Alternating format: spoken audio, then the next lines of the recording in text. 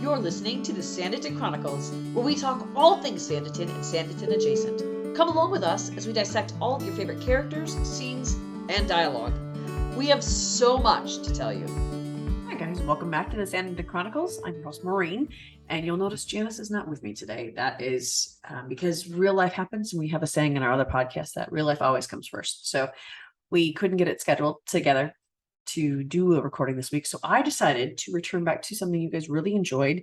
We're going to go over some YouTube comments and questions that you guys had, and I'm going to start the last episode we did like this and answer the questions there and kind of move up until our most recent video, which would be the lives that we did last week. So that's what we're doing today.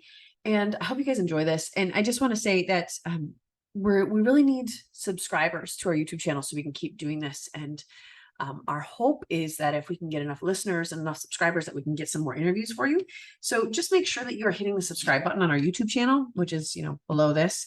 And if you are listening to us on our podcast platforms, which would be like Spotify, iTunes, iHeartRadio, Podbean is our platform that we record everything on, and everything goes from there to the other places. Make sure you're subscribed to those. Make sure you're rating us so we can get a higher rating, get found easier. So make sure you're doing that. And we are going to be doing a contest in our Facebook group starting not this Sunday, but next Sunday, where if you can show that you have just subscribed to something, or if you've either subscribed to us on YouTube or on one of our podcast platforms, or if you have rated us on our podcast platforms or on YouTube, or even if you've liked our YouTube channels or liked a video, we are going to be sending out some Sanditon merch. We've done this before in our Facebook group, where I have created a vinyl for somebody, and there's some pictures that maybe I'll show that when I announce this contest on our podcast platform or on our Facebook group. When I announce it, I'll show some of the things that we've made previously for people, and we can do it to scale too. Or not to scale, to order. So if you guys have something that you particularly want to see and that you want us to be making for you, I can do that for you. And then you'll have a choice of, I haven't decided what yet, but a choice of what you want it to be on. And then I will be sending those out to the people who have subscribed or rated or liked something that we've done. So let's get right into it. Let's dig right into the questions or the comments that were on our first YouTube video that we're going to go over today, which was the last time we answered your questions. I didn't do any homework ahead of time. So, because I actually, life got away from me this week, and we are doing 3 recordings a week for our other podcast. And I sort of forgot that Janice and I hadn't scheduled something until last minute. So I didn't get in here and read everything beforehand. So I'm just going to kind of go through and read up on some of this stuff. So on our episode where we answered YouTube questions, Karen Hochberg, sorry if I mispronounced that. She said, "Fun, it's so interesting that Augusta talks about her mom before a ball. She recounts that her mom would wear a feather in her ear and have pearl drop earrings. Did anyone notice at the ball, Charlotte had a feather in her hair and was wearing pearl drop earrings?" I didn't make that connection between the two of them, but now that you pointed out, yeah, I absolutely remember that. And I think that that's this show is really, really good about making parallels and drawing lines between characters, and they do it with subtlety like this. And that's one of the things I love about this show. One of the things, not the thing, but one of the things. So I'm gonna start rewatching this soon. Now that I'm all done with all my treatments, all my cancer treatments, I'm gonna start rewatching things so I can stick up here finally and not just go in and out. And I'm gonna start watching for these little things. But thank you for pointing that out. I'm gonna be watching for that. And I bet that's because it has taken Charlotte to kind of pull Augusta out of her shell. It's taken Charlotte to make Augusta want to be around people, to want to be who she really is, and to trust someone finally. So I think that's a great observation. Olivina says Lennox can't be completely bad. He's not. I don't think he is. She says he keeps Leo's toy soldier. I think that as a single soldier, he doesn't think that he could take on Leo, and Leo has a home already. I don't think that's what it is. I think he does not want to be a father. I think he's kind of branded himself as a man who, he doesn't get women in trouble. I don't think it's his bag to sleep with a woman in every town. And that doesn't seem like him. I think he probably did have some sort of feeling for Lucy. I don't think it was much. And I mean, it was 8 years ago. So he was, I think he was probably not in the position he was now. So he didn't have as much responsibility. I think now he takes it a little more seriously than he probably did when he met Lucy. So I think that has something to do with it. But I think that now he was probably devastated that I don't think he was devastated, but I think he was certainly shocked that he got Lucy pregnant. But I don't think he wants to be a father unless it's something that can be, I don't want to say a reward, but something that he can be looked up to for. In this situation, if he were to claim Leo as his own, I think it would have looked badly on him. And he does not want his reputation besmirched. I think that has more to do with it. I don't think he's completely bad. I think he's just a hardened soldier who has risen up the ranks, knows what he wants, goes after what he wants, and is full of confidence. So I think that has more to do with it. Katarina says, so please you reread and rewatch all the beautiful Austen novels. My favorite is Persuasion, but was horrified at the corrupted account. I can't say interpretation as it was nowhere near interpreting Jane Austen. I thought it was totally obsessed with Sanditon, but glad to feel other just Jane Austen fans are also obsessed. Love your podcast and totally agree with all you observe. You've done great on your own. Keep confident and carry on. Cat Pan from Sydney, Australia. Thank you very much for that. Yeah, I was kind of amazed at I know that Jane Austen has transcended generations and has been beloved across the globe and across generations, from generation to generation. And I know that there's a huge following for her. I mean, there's a reason they keep remaking her movies in different interpretations. But I was a little surprised to see how many people really wanted to fight for Sanditon, and it pleasantly surprised, not surprised like, oh, really? But I was just glad to find people like me, so thank you for that. Also, I agree. Persuasion wasn't a great interpretation. I think that they fall short on a lot of the interpretations, but if we look at them as a separate entity from Jane Austen, a lot of times that's how I can get through it.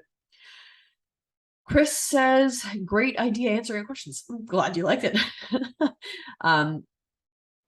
You've done a great job keeping up with everything when you've had such a challenge to face. Thank you for that. Prayers for a speedy recovery. Again, thank you for that. She says, I'm at a loss for about which direction season 3 is heading. Thought I had a handle on it, but now not so sure. But isn't that what the writers want? I do agree with you that with the amount of time invested in Alex and Colburn and Charlotte, they must be together. If not, Justin Young will be hearing the US screams. 100% agree with you there. I think, but I thought I had a general idea of where season 2 was going to go because I thought Theo was coming back. So I think that because they've had to do such an about face, I think that they've left it so there are a lot of ways that this could possibly go. I do think you're right. I think that they want us to tune in to find out how it works. So they're not going to give us all the answers, but I think they've written it so well that there are several different ways that it could go. Frog Princess says, I hope you get a chance to rewatch season 2. Me too. There's so much going on in each episode that rewatches have made it all the richer for me. I agree. And I think it's like that with season 1 too. There is so much in the background. There are so many idiosyncrasies and so many different parallels that they've drawn in all the characters and all the things. I really feel like every time I rewatch it, I get something new. It's like when you read the Bible. I'm not comparing Sanditon to the Bible. That's not what I'm doing. But every time I read my Bible, I could read the same verse 10 times and get 10 different interpretations. When I watch Sanditon, every time I watch it, I pick up on something else that I haven't been paying attention to before.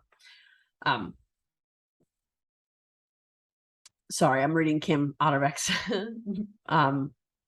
comment on this. She says, it was quite a fun twist to relive some of the content you guys have gone to talk about the past. See you next week. Kim, I really want to thank you Kim has been an active member of our Facebook group, which is the Sanditon Chronicles Sanditon Family Fan Club. She's been active on there since we started it. She's been an active rejoiner in our podcasts with comments on our YouTube channel and joining us for lives when she can. And I really appreciate you, Kim. Thank you for all your support in this. Robin says, enjoyed this. Good job pronouncing my last name. You're welcome. She said the A, my question was for Alexander. Do more of these. I will do more. There you go. My gift to you, Robin. Mystical Margaret says that she's honored that she read my previous comment. So I'm glad. I really hope that you guys really get a lot out of these and enjoy them. So that's why we do this, is for you guys. Frog Princess also says, completely agree about killing off Sydney's character. The producers were damned if they didn't and damned if they did. Absolutely right. The reaction of a part of the fandom to the new actors has shown that no one could have satisfactorily replaced him. They made the right choice. And I don't think they tried to replace him. I think they went in a different direction. I think they replaced a love interest for a love interest, but I don't think they replace Sydney. I think Colburn has, and I think that comparison can be maybe because Colburn is maybe a little bit of a dark horse like Sydney was, but I think they're two very different characters carrying two very different loads, and I love what they did with that. Renee says, thank you, Maureen, for all your work on the Sanditon Chronicles. Since you love Pride and Prejudice, I do too. That's what she said. I highly recommend that you read Fitzwilliam Darcy, Gentleman. I actually read that. It's by Pamela Aiden. It tells a story from Darcy's point of view. I read that. I actually really enjoyed it. She says Aiden's novel only strays from the original during the period of time after Elizabeth rejects Darcy's first reluctant proposal, and when they did meet again, or when they meet again at Pemberley. So I go through a period of time where I had Kindle Unlimited, and I do this every time I do a reread of Pride and Prejudice, and I try to dig into fan fiction once I've read the Jane Austen's version. That's around the time when I sign up for Kindle Unlimited again. And then I'll read as many things as I can on Kindle Unlimited, and then I'll go to fanfiction.net, which is my preferred way to read fan fiction.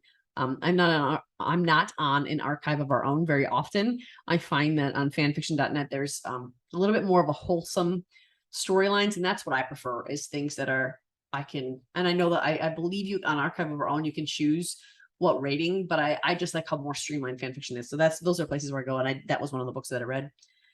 Louisa, thank you for telling me I look well. All right, look good. Olivina Richmond says, I have no objections to actors moving on. I've never seen a Jane Austen book translated into several series before. In Pride and Prejudice, the two main couples and the series with a double wedding. Yep, as the book did. Season 1 was, well, I mean, it went on beyond that, but season 1 was already longer than most Jane Austen series. They would have lost actors if the storyline had been completed in one season. I don't know that I fully agree with this.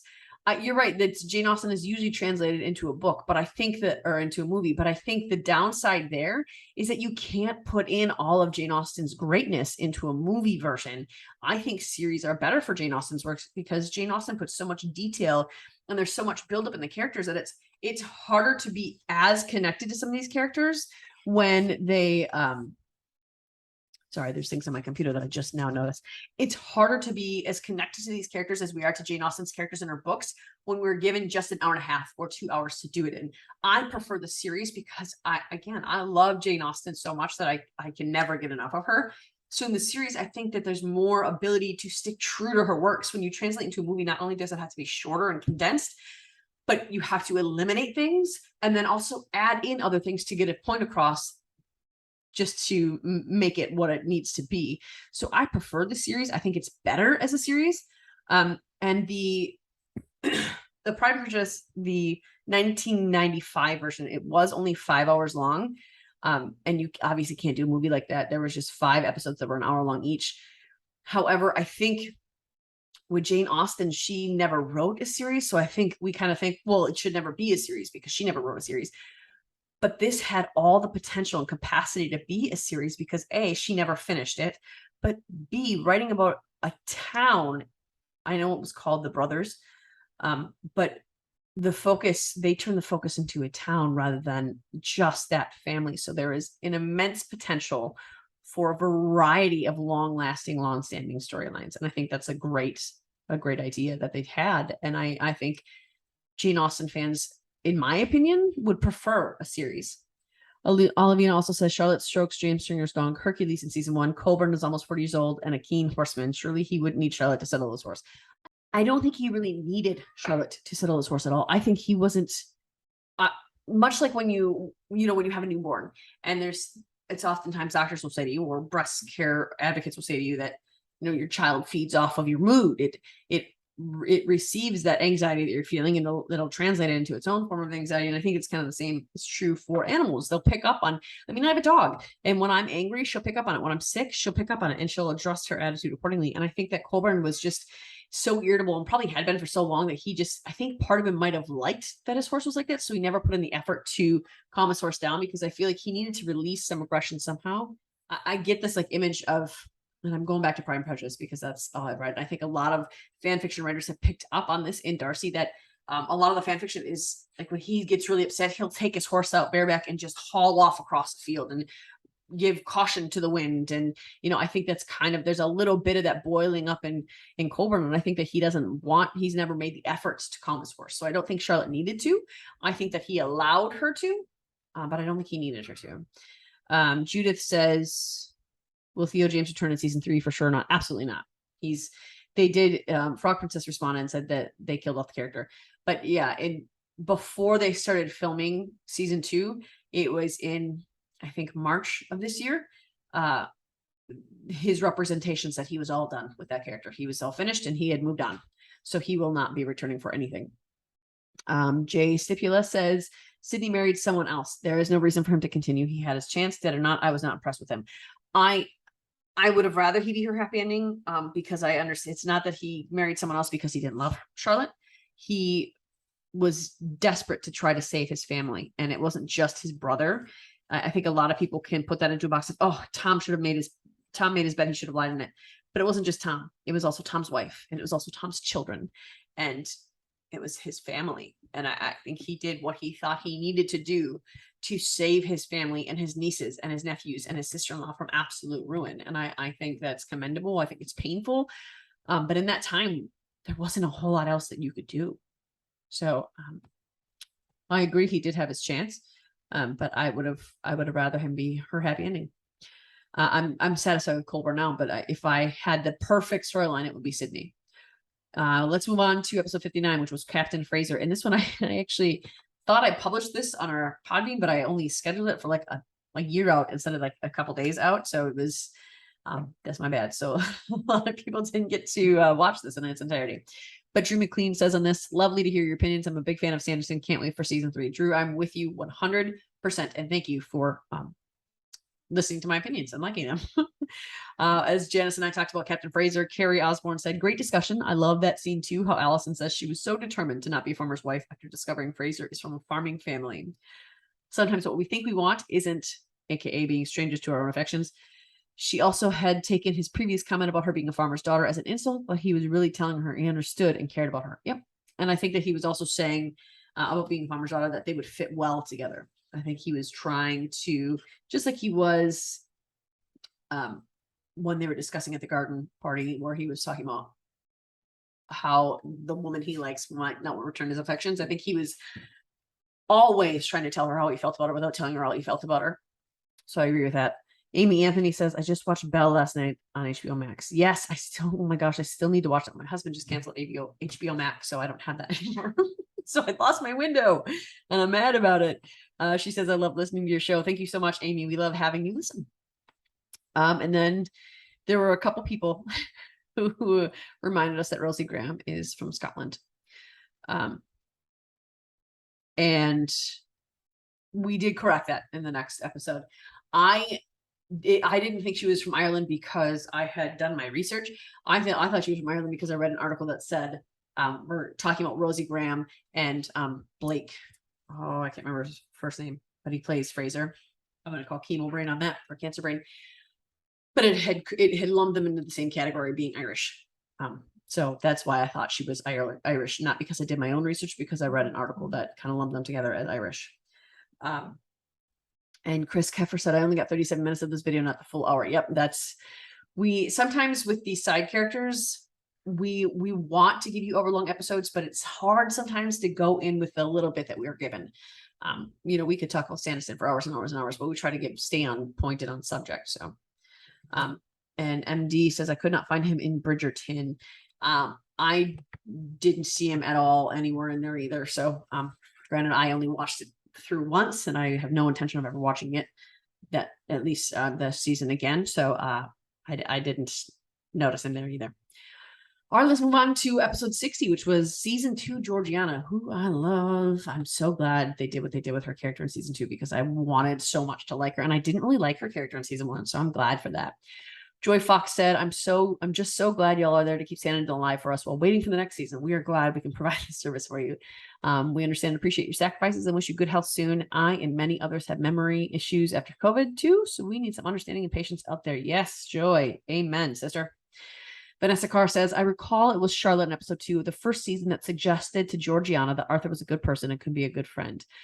Yeah, she was, I think.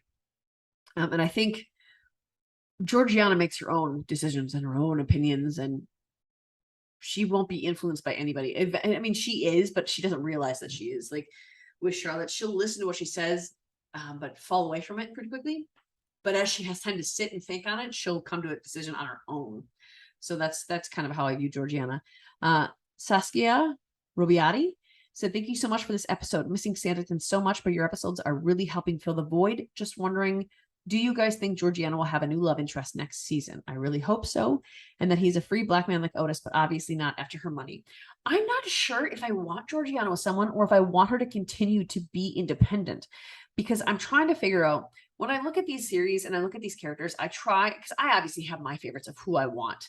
And I always go back to the example of Gilmore Girls, which is the first show that I ever like really fell in love with. And I watched that show from season 1 to season 7. And then I even watched the revival every year. Once a year, usually I do that. And I have my favorites, obviously, but I have to look at, for example, Rory. There's the debate between Jess and Logan. And I had to look at, I prefer Logan, but who is best for her? And I think it's the same thing with Georgiana. I try to look at her as, what does she really want?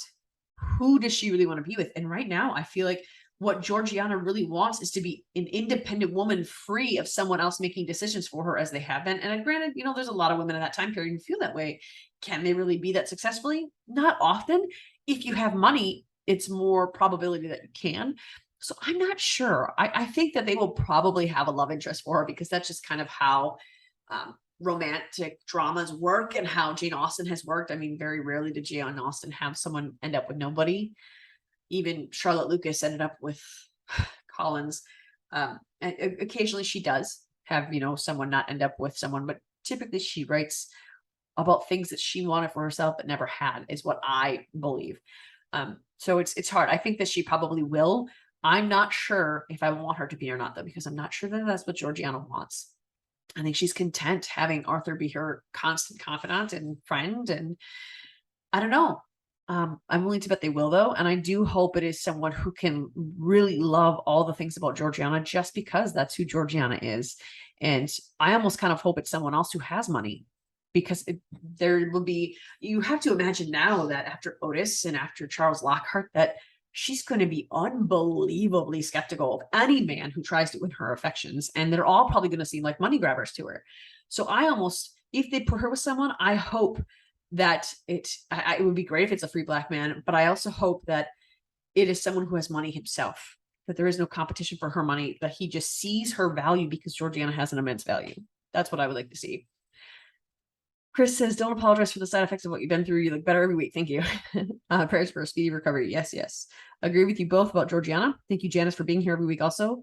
I enjoy your insights and support of Maureen. Oh, thanks. We're a good team. We like each other a lot. And funny story, Janice and I didn't know each other before this at all. I actually, when I first started this podcast, I would put out at the end of my podcast episodes and on, you know, Facebook, hey, does anyone want to talk with me about Sanditon? And Janice had responded that she wanted to talk about Sanditon. And after our very first time recording together, I think the recording was almost two hours long almost. And our recaps could get real long, like pages. I actually stopped. I don't know if you know this, but I used to take notes for my Sanditon recap so I could be like, oh, I've got it all covered. But I would take like 7 or 8 pages of notes and it would be a very long episode. So I had to stop doing that because I wanted the episodes to be listenable. But after that first recording She and I had together, we're like, you know, let's do this again next week. Yeah, let's just keep going and listen. What else wants to come in? And so that's how we started. And that's how Janice and I became friends. And I love her. I consider her a very good friend of mine. So thank you, Janice. Chris says, any of my comments are made to contribute, participate, and be helpful, not to criticize. Yes, I think that's referring to a comment that I made where people were like coming at me about something. And that's, I don't see any of these as a criticism unless you're outright like disparaging my character and who I am and my appearance, stuff like that. I don't see any of that as criticism. Some of it I find amusing. So if I ever respond to it in a video and say, hey, you know, this is the situation and this is what I meant, or this is what I said, I have not taken offense to it. It's fairly hard to offend me. I just know that there are things that I want to address to be very clear on. So don't think that if you comment on here, I'm going to find offense to it. I think it's funny sometimes how people respond sort of condescendingly, but I mean, how can you really tell that over a text, right? Or how can you tell that over a comment made online? That's why I don't get offended very easily. It makes me laugh. If I feel like they're kind of being disparaging, it makes me just laugh. So no worries there. Jay said, ladies, during Iron Age, present day Scottish people are referred to as Irish, while the Irish were referred to as Picts. I don't think I'm spelling correct. Yep. I don't know a lot about that. I should, because I'm Irish. I haven't done my research there. I've done it. I've been so obsessed with England that I haven't done a lot of research into my Irish roots, but I have family who have, and that's how I know what I know about my heritage. But yes, I did. I was educated on that about the Iron Age and what they were referred to. Moving on to episode 61, which was Lockhart and Georgiana. Not a lot of comments on this, but that is okay by me. So Olivina says he may have met Sydney during the court case, so they should ask him to do a better portrait of Sydney. Do you think he would? I don't know if he actually. I didn't get that he and Sydney met though from that letter. I didn't get that, but either way, he could have done something. He could afford anything.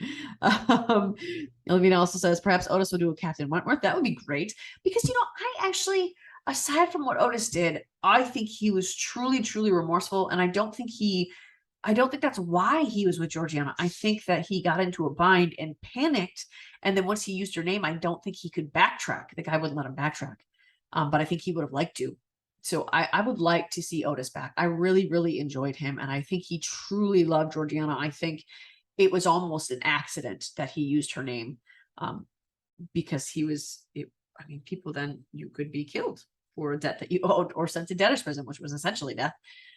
So I think that he just sold her down the river accidentally and probably immediately wanted to take it back, but it had already been on the bag. Ralph could have an agricultural accident, Alvina says. Maybe. I don't think I want Ralph to die, though, because I don't have anything against the man. He's just not Colburn, or he's not Sydney. So I don't have anything against him other than that. Joy said, wasn't Lockhart a distant relative on her father's side? Yes. That wasn't mentioned. Just wondered. Of course, cousins did marry back then. Yes, I believe it was her uncle's nephew is what the letter said. I don't know how far down, but I think the letter said he was his nephew. So I think that's what it was. And yeah, it was typical for cousins to marry then. I mean, not typical, but not unheard of. Episode 62, Esther, Clara, and Edward. Well, the comments on here were making me laugh. So get some. Stephanie Bernier says, hello, I read an article that Lennox, Clara, and Esther will not be in season 3. Their story is over. Yes, that's correct. Clara and Esther has her happy ending, and Clara is not, Lily Sarkovsky is not coming back because her story, while not finished, came to a happier conclusion than what they had given her in the past. So I think that's as happy as it's going to get for her. I think we can imagine how it got better for her. Jay Stipula says, Clara and Edward are too kind. I cannot understand your obsession with her. I don't have an obsession with her. She says she has done one decent thing, but that was a tactical move. I do not buy the alligator tests at the end. I don't think giving her son to Esther was tactical. I think she truly wanted the best for her son, and she knew she was not it. So she gave it to Esther because she knew Esther would love her. I don't think Clara was ever wholly bad. I think Clara was the product of her environment, which was sexual abuse. And it was physical abuse. It was mental abuse. It was extreme poverty. She was taught from a very early age that you need to be unbelievably resourceful in order to survive. So she's a survivalist is what I think she is. And I don't agree with a lot of things she does, but I understand why she does it. And even you can go back to season 1 when she said to Esther, you have no idea what I have endured before I came here, and you have no idea what I will endure to ensure I stay. Because to go back is death, essentially. I mean, she was sexually abused routinely, and she was likely physically abused, and she was obviously mentally abused, and society doesn't look well on poor people in that time period as it is. So all of these things, I mean, to go back was death. So she did whatever she could, and she even said it to Esther at one point, we should not be enemies, and she meant that. So I'm not obsessed with her. I understand that she is not a villain. I understand that she's a survivalist, and I understand that she did what she felt she had to just to survive. Even being with Edward, I think, was a manipulation to try to survive. But I think becoming a mother, and really from the moment she nursed her son, I think she began to see that she had an opportunity to make sure that her son never goes through an ounce of what she went through. And I think that's what she did. So I think that will have altered her. I think that going to a cottage that Lady Denham has set up for her where she can live in isolation almost, I think that'll be good for her. Chris asked, is Esther coming back? No, she's not. She said, I thought only Esther and Lennox weren't. That was stated many months ago. Lily's a great actress. I love the change in her in season 3. I just don't know where she would play in the plot season 3. I meant her change in season 2. Yeah, I agree. I don't think she would have a place in season 3. I just would personally like to see where her story goes. That's just a desire of mine. I don't think she would fit, though. You're right. Episode 63, Colonel Lennox character spotlight. Lily says, Marina, I love the earrings. Thank you. I actually took my daughters. There's a store here called Lilac and Willows, I think it is. And it's someone who makes her own earrings on hand. So I think she might have an Etsy shop. So check that out, Lilacs and Willows. But on Facebook, you have these events and it says, oh, confirm if you want to go, whatever. And I was a maybe to that because I thought, oh, she's selling lilac bushes. Fantastic. I want lilac bushes for my yard. And then it was earrings. I'm like, okay, well, I told my kids, so I guess we're going to go anyway. She was having a sale. So my kids and I bought a whole bunch of earrings and they're all like this. So thank you for that.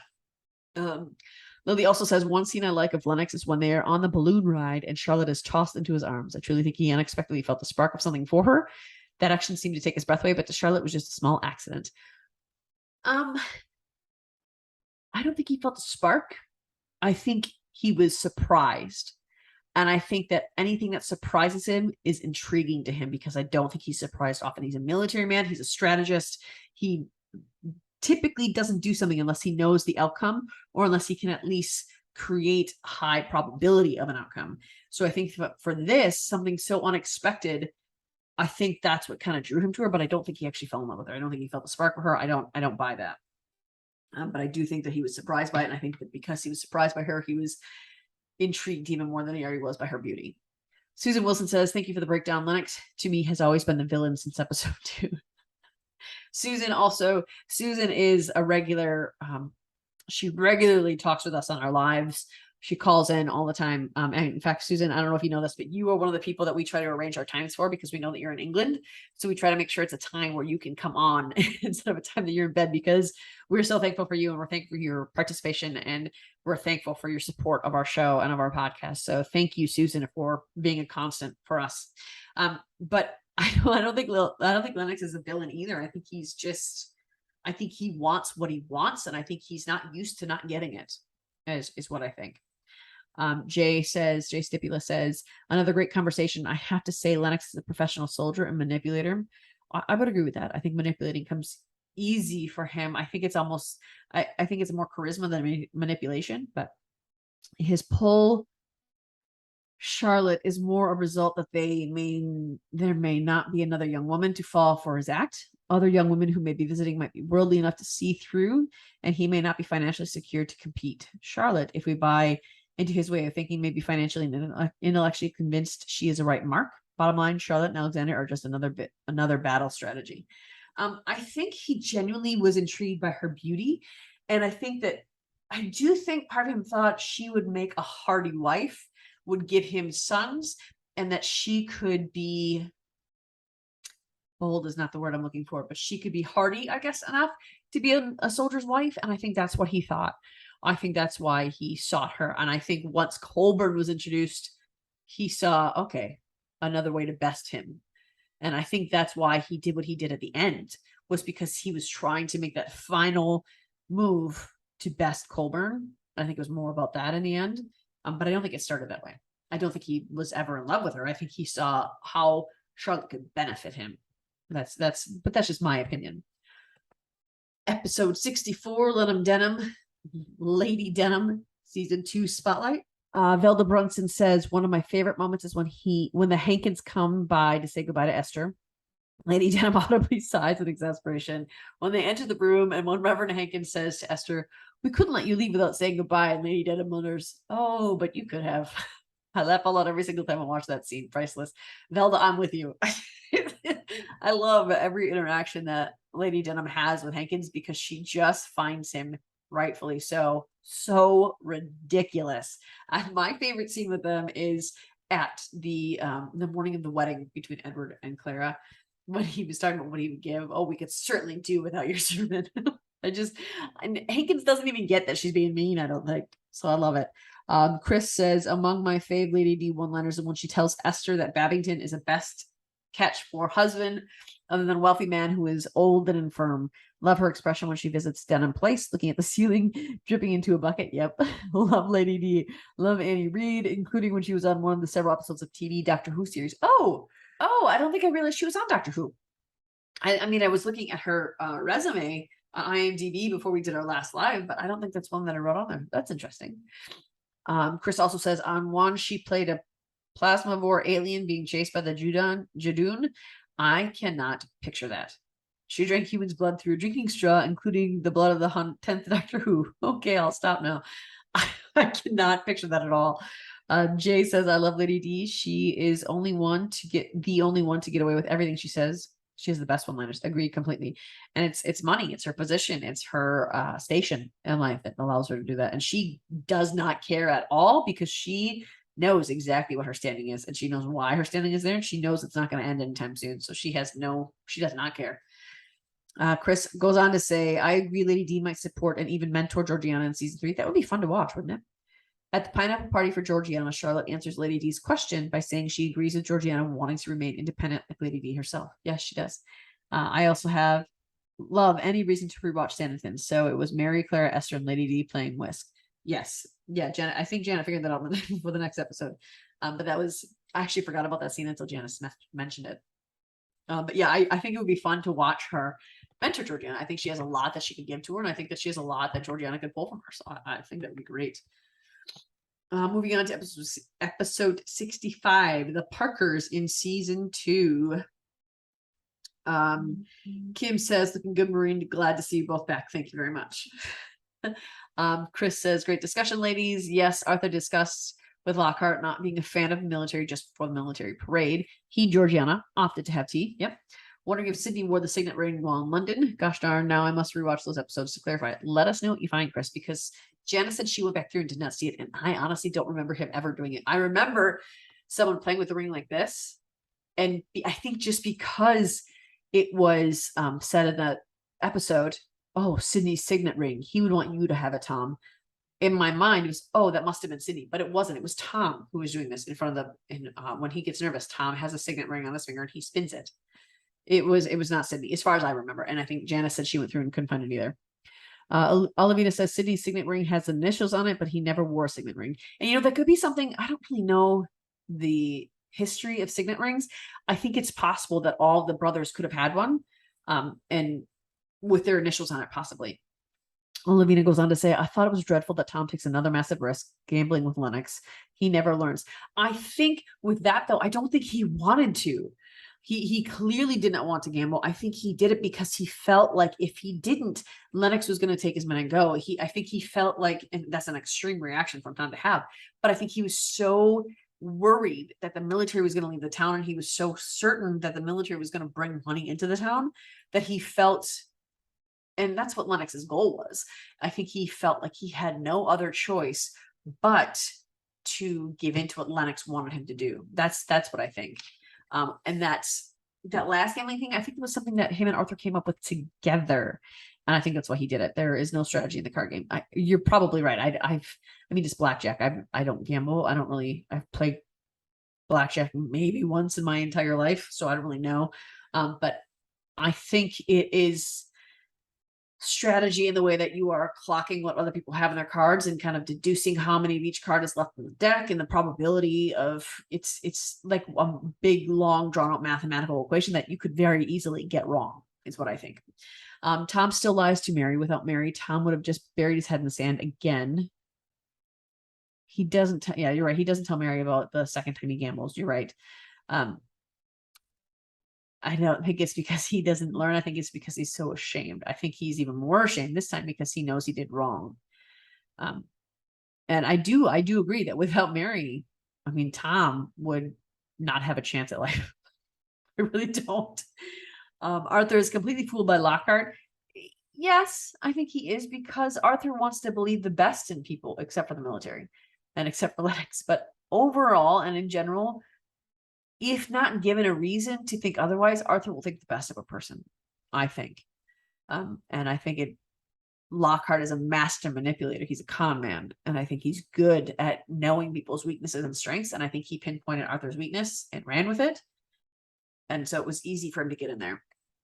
Olivia also says, once again, they were lucky to get Sydney's letter before Georgiana eloped with Lockhart. Absolutely. Mary didn't want Georgiana getting too close to Lockhart because he is an artist.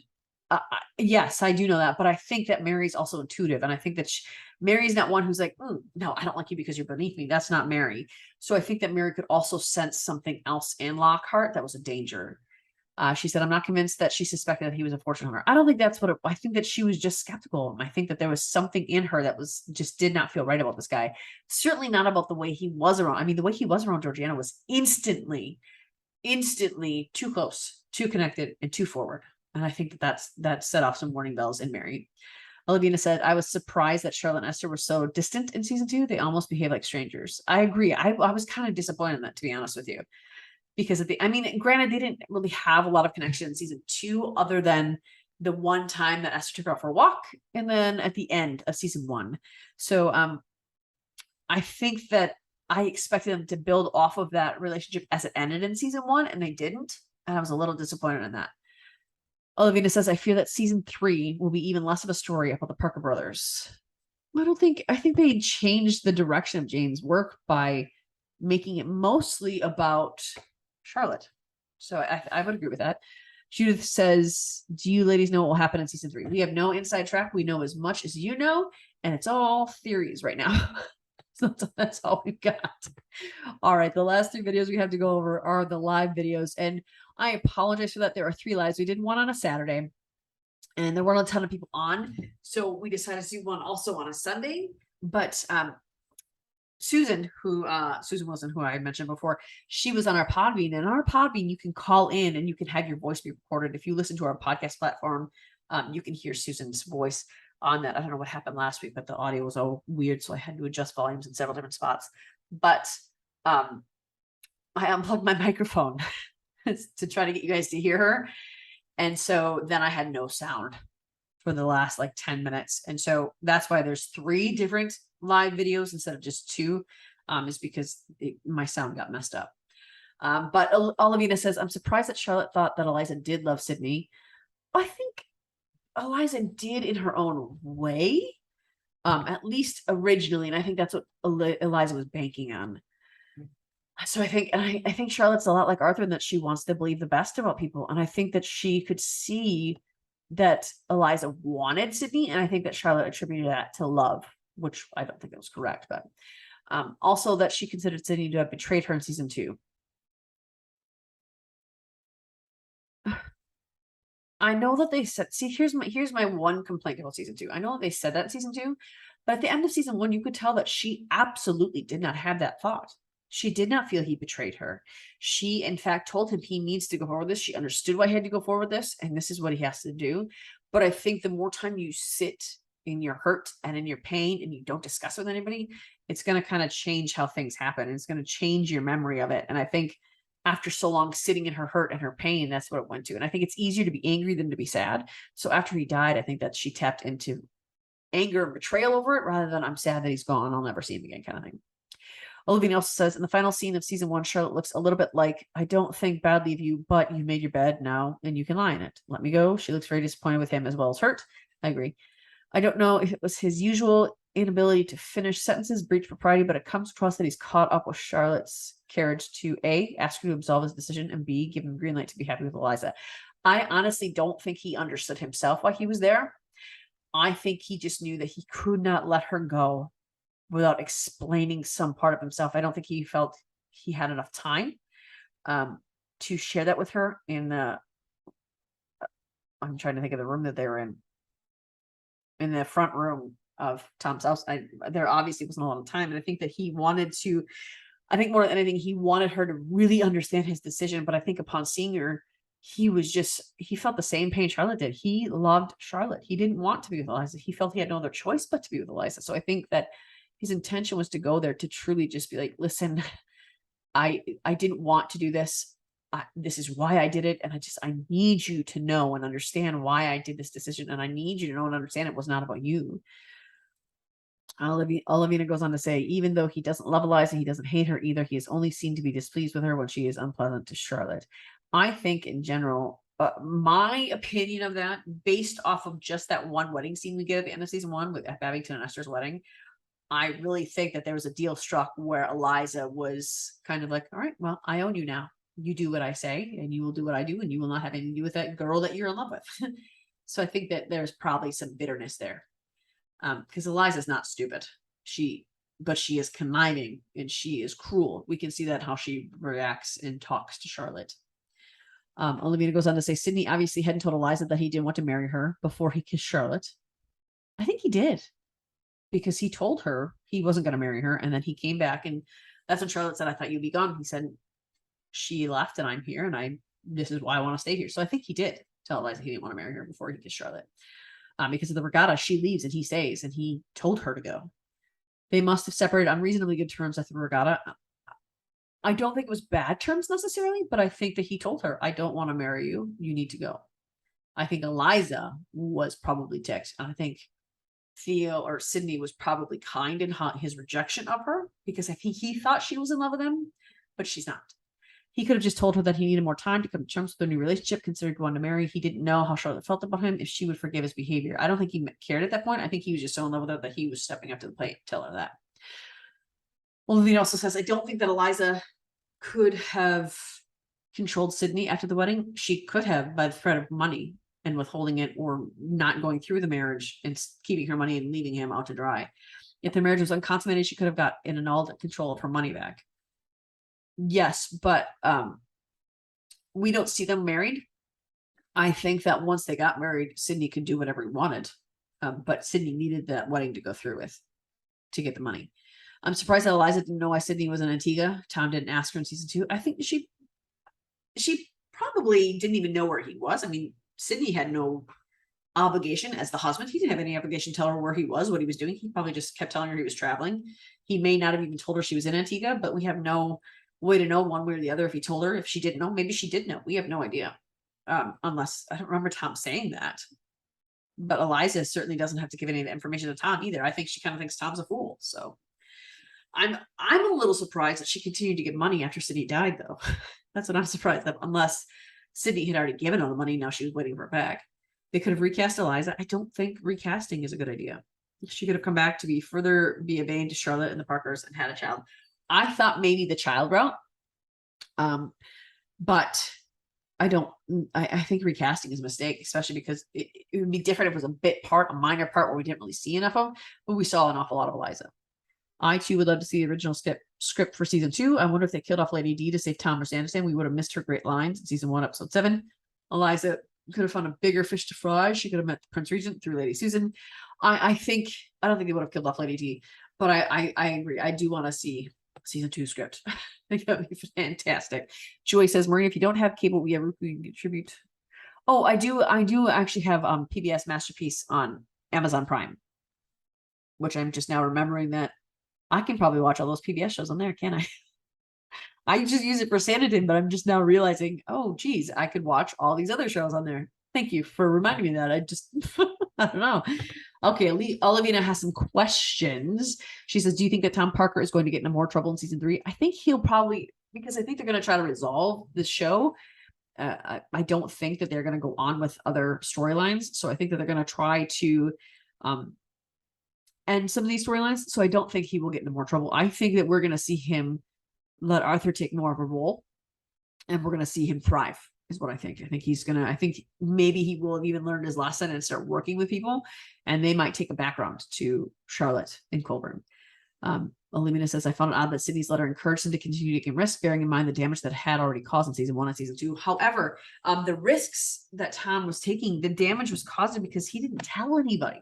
I don't think there's anything wrong with taking risks. I think there's something wrong with being reckless in taking risks. And that comes from not having a team of people. I mean, you take risks when there's a high probability of it being successful. You don't take a risk when there's a high probability of no success, which is what Tom was doing. Tom was just doing, And I think that Sydney took risks. That's why he ended up being wealthy. But I think that the risks that he was encouraging was educated risks. Don't be afraid to do things rather than, hey, just do whatever, whenever. I think it was more of a, don't be afraid to do things because you screwed up and you lost once. You're going to have to come back, and the only way to come back is if you take some risks. Question 2, what do you think will happen in season 3 to improve the relationship between Tom and Mr. Colburn? I think Charlotte has had a really big impact on Colburn, and I think that we can see that by him taking Augusta and Leo out, and I assume to London, but I can't guarantee that that's where they are.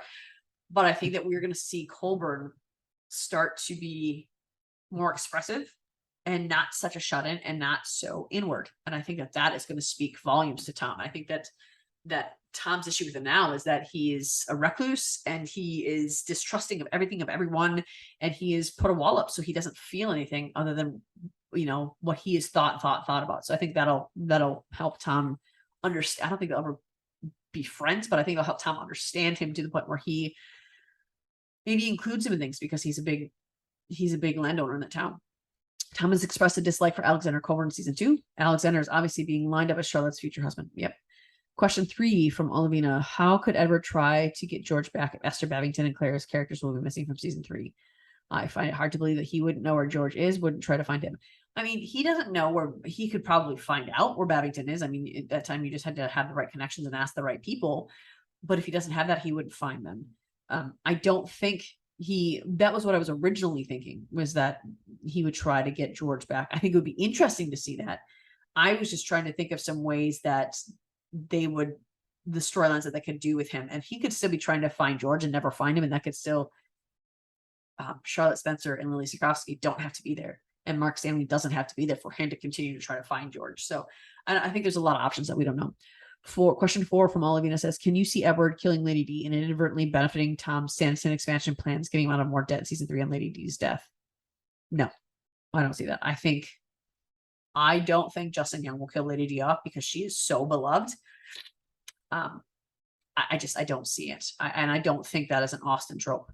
So I hope they don't do that. I think it's a mistake if they do.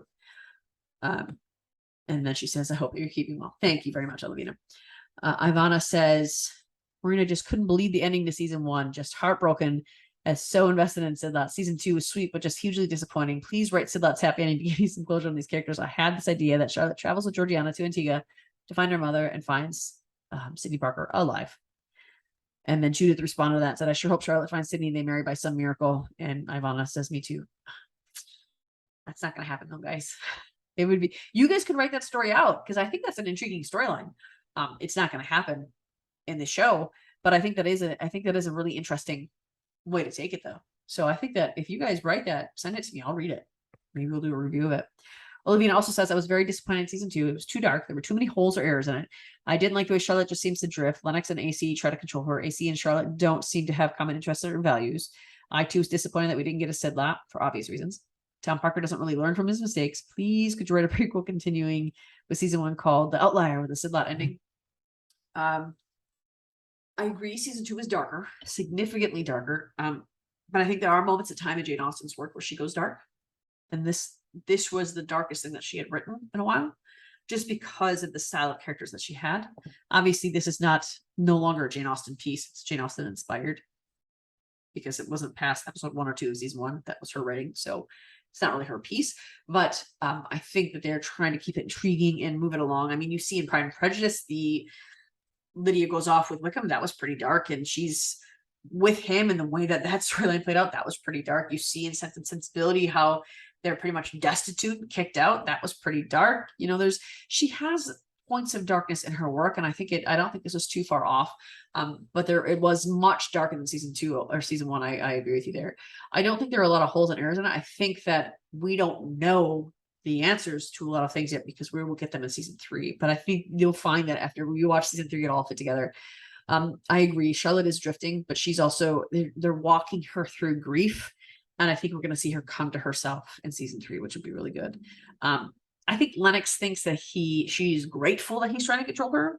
And I don't think Alexander was trying to control her. I think that he was intrigued by her. He wanted to be with her. And I think that he wanted to ward her off someone he saw as evil. I think Alexander and Charlotte do have common interests, and it's those kids, and it's family, and it's loving people. I think that's their solid interest. I will, after season 3 comes out, I will finish my original prequel that I was writing before season 2 came out. I don't know if I'll call it The Outlier, but I will finish it and I will publish it. Judith Adams says, isn't there any way Theo did come back so he could let Charlotte marry Sidney? No, there is no possible way. I'm a diehard Sidlot fan. Oh yeah, I know. A lot of people are. I mean, that if I had my perfect world, that would be my ending too. I would absolutely hate to see Charlotte end up with Colburn. Season 1 was the best love story. Season 2 was very disappointed. I'm heartbroken. I love happy endings. We'll still get a happy ending, and I think we'll see Colburn redeemed. In fact, I'm 99% certain we'll see him redeemed, and I think we will be satisfied with this ending. I think we're going to get all the sometimes happy endings aren't the exact way that we want them, and it doesn't make them not happy. Olivia says, one more comment on this. Wouldn't the Haywoods' other daughters be far too young for marriage to Ralph? Not necessarily, I don't think. I think to have 12, they're probably all quick succession, pretty quick in age. I don't know how many brothers are between Allison and the next sister, though. So, I mean, maybe. I'm not sure how many brothers there are between them. Joy says, in the preview, the couple walking into the ball, the man wears a hat that is just like stringers. Maybe that is just a country style versus hat versus the top hat. Yes, but that's why I thought it was Ralph, because it would look very country. I could be wrong there, though. I am wrong once in a while. Moving on to our second to last live video. Heather C says, love hearing about all the other shows that the Sanditon characters are in. Yes, I'm glad that you like that. Maybe I'll have to go back through and list them there, the ones that I had. Karen says, how many episodes will it take for the reunion? I hope it's better than just the last 15 minutes. Oh, I hope so too. I think we'll see them build back together and build back together and build back together throughout the show, season 3. And I'm sort of hoping that they're going to run into each other relatively early in season 3, and we'll just find them working their way back to each other through the whole season. I think we'll maybe get an episode and a half where they're together, most likely. Olivina says, Annie Reid is great in The Mother with Daniel Craig. Ooh, okay. Lily Sikowski plays a Polish-English policewoman in McDonald and Dodds. Yep, on ITV. She has quite a small part. I did not know how big her part was, but yes, that is what she is. And then Karen says, Benjamin Lloyd Hughes is in a suspense thriller movie with his wife. Oh, that's nice. It's average and he's not a good guy in the movie. I kind of want to see him as a bad guy. I've only seen him as good. So I kind of like seeing their range. I think that'll be fun. And the last one we will go over today before we are done. I haven't even had any water this whole time. So my mouth is very sticky.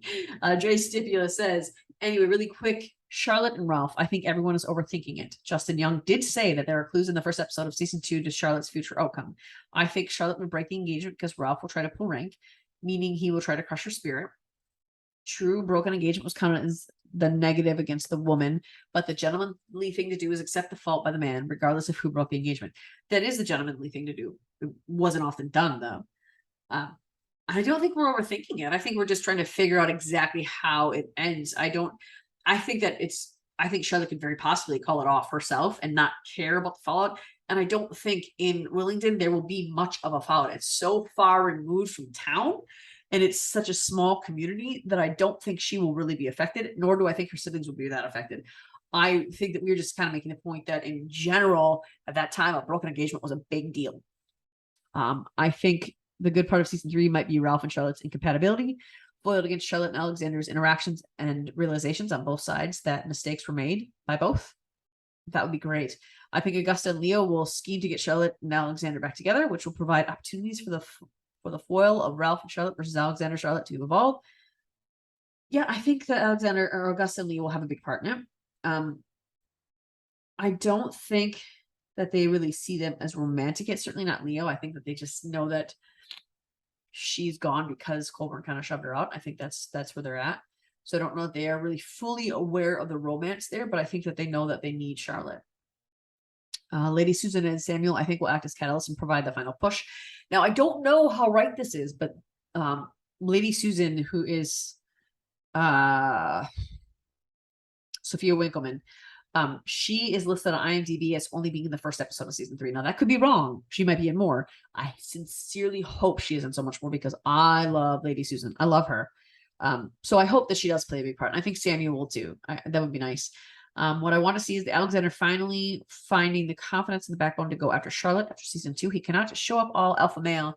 The audience wants to see the transformation and make his transition believable. I agree with that. And I think that I think him leaving his house is the start of the transformation. I think we will not be disappointed in what they've done. I really don't. And I'm excited to see it. I'm excited to see what they come up with, and I'm excited to see how they do it. So that was all of the videos that we had since our last one. Hope you guys enjoyed this. We will be back. I know I said that we were going to talk about Miss Hankins this week, but again, we couldn't record. So hopefully we will get that done next week. Talk about Miss Hankins, and I will work on getting out subject matter to you guys, because we are not going to stop until we'll take a break about 2 weeks, maybe 3 weeks before season 3 premieres. And then the week that it premieres, we're going to put out, we'll probably do a live on the day that it premieres, not during the show, but just like almost like a promo for the show. Like, hey, what do you guys think is going to happen? Today's the day. Let's talk. Let's get this out. So there's that. And don't forget that if you can show me proof of subscribing to our channel recently on YouTube, or if you rate our channel on a podcast platform, or if you subscribe to us on a podcasting platform, or liking one of our videos on YouTube, for those of you who've already, because we have quite a few of you have already subscribed to our YouTube channel, and we want you to be in this too. So if you like some of our videos, give us proof, like a screenshot of that, and we'll send you a little TSC thing. And this will be posted in our Facebook group, where I'm going to fine tune the details. So stay tuned there. Check out our Facebook group, the Sanditon Chronicles Sanditon Family Fan Club. And until next week, we'll see you then. Bye, guys. Are you craving more TSC content? Head on over to our social media accounts. You can find us on Twitter, Instagram, and our Facebook group, the Sanditon Chronicles Sanditon Family Fan Club. Also, check out our website, thesanditonchronicles.com. Of course, we want to hear from you. We want to know what you want to hear and what your thoughts are. Email us at the.sanditonchronicles@gmail.com. And don't forget to subscribe to our YouTube channel. Tune in every week for new episodes.